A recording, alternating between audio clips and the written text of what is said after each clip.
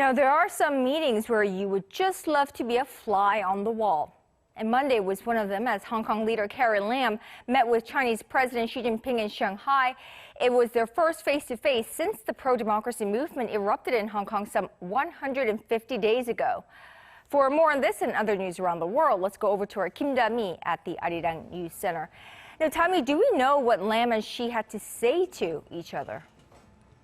Kanyang, Chinese leader Xi Jinping once again backed the Hong Kong leader, expressing his high trust in her and fully affirming her hard work to restore order in Hong Kong. China's official Xinhua News Agency reported on Monday that the two leaders met face-to-face in Shanghai on that day.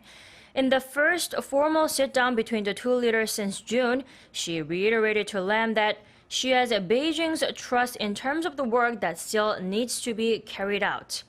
The Chinese president also said Hong Kong's top priority should be on clamping down on violence and chaos and restoring order.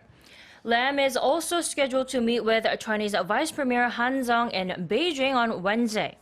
The rounds of meetings with senior Chinese officials are seen as President Xi's way to show his backing for Lam amid the escalating tensions.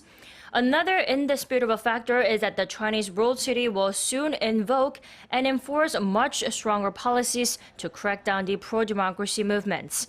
In fact, China pledged last week tighten control over Hong Kong and Macau, particularly when it comes to national security issues. More than 3,000 Hong Kong citizens have been arrested since the beginning of the protests in early June.